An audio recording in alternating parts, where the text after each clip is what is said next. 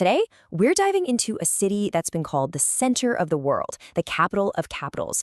We're talking about Istanbul, a city that was the heart of not one, not two, but three world-changing empires. So, let's get right into the big question here. How on earth does one single city manage to become the capital for three gigantic empires? And how does it physically and culturally connect two whole continents? That is the epic story we're going to unpack today. To really get a grip on Istanbul, you have to start with its basic identity, an identity that was forged by its many names and, of course, its unbelievable position at the crossroads of the entire world. You know, this city didn't just have one name. Its name literally evolved with its rulers. It all started as an ancient Greek colony called Byzantium. Then, the Roman Emperor Constantine the Great comes along and refounds it as Constantinople, the new Rome, a name that stuck for 16 centuries. And today, of course, we know it as Istanbul, which, and I love this, might have just come from a simple Greek phrase meaning to the city. Why? Because for so long, it was the city. And this right here is its core identity. Istanbul is literally the only city on the planet that sits on two continents at once. That waterway, the Bosphorus Strait, it isn't just a river. It's the actual dividing line between Europe and Asia. It just doesn't get more global crossroads than that. Okay, so now let's get into its incredible imperial legacy. We're going to see how all these layers of history are literally etched into the city's landscape, right there on the shores of the Bosphorus. You can't talk about the Byzantine Empire without talking about this absolute architectural marvel, the Hagia Sophia. I mean, when Emperor Justinian rebuilt it way back in 537, its massive dome was nothing short of an engineering miracle. For almost 1,000 years, it was the largest cathedral on earth, the undisputed center of Orthodox Christianity. But then everything changed. In a single day, May 29th, 1453, Sultan Mehmed II, who would become known as the Conqueror, finally breached the city's legendary walls.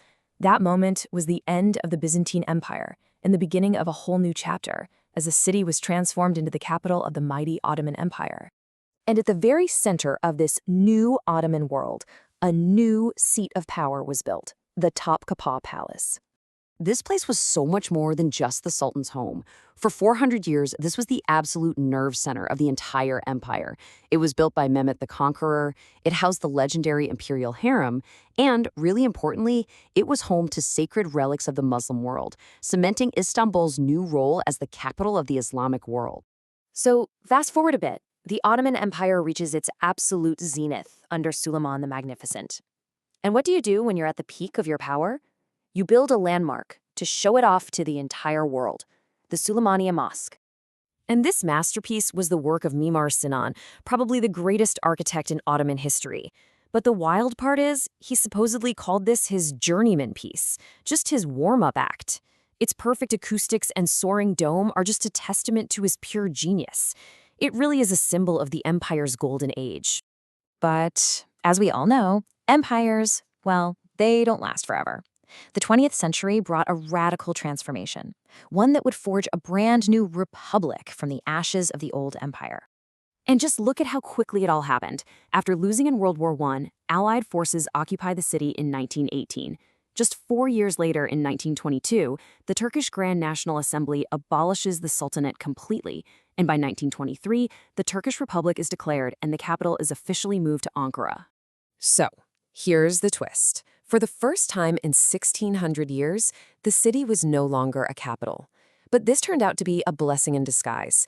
See, once it was freed from the rigid life of an imperial capital, Istanbul could reinvent itself. It could focus on commerce, on culture, on its people, setting the stage for its incredible transformation into the sprawling megacity we know today. So let's jump into that story, the rebirth of this incredible metropolis in the modern era. The sheer scale of this rebirth is just staggering. Since the 1950s, Istanbul's population has exploded. We're talking a tenfold increase, soaring past 15 million people, as migrants from all over Turkey flooded in looking for work. And of course, that kind of explosive growth brought huge challenges, stretching the city's infrastructure to its absolute limits. And all those people? They fueled an economic engine like no other. Even though it wasn't the political capital anymore, Istanbul became the undisputed economic heart of Turkey, generating nearly a third of the entire country's GDP. Well, when that many people move to one place, you get this incredible cultural mix. While ethnic Turks are the majority, the city is also home to one of the largest populations of Kurds in the country, who make up a really significant part of Istanbul's diverse identity today. And that brings us to what might be the most fascinating part of this whole story, the city's living, breathing history, where the past isn't really in the past at all. Okay, take the Grand Bazaar. It started out in the 15th century as one of the world's very first covered shopping malls. And today, it's not some dusty museum. It's a chaotic, vibrant, sprawling hub of commerce with 4,000 shops and tens of thousands of people working there. It's history you can actually walk through and haggle in. And you see this blend of old and new everywhere. I mean, from the medieval Galata Tower that's still watching over the Golden Horn, just like it did for Genoese traders centuries ago, to those gorgeous old Ottoman Yali mansions that still line the shores of the Bosphorus. They're beautiful relics of an imperial past that are now some of the most exclusive homes in the entire city. This really shows you what I mean. History here isn't just preserved behind glass, it's repurposed. The ancient Roman Hippodrome, where they held chariot races, it's now a public park.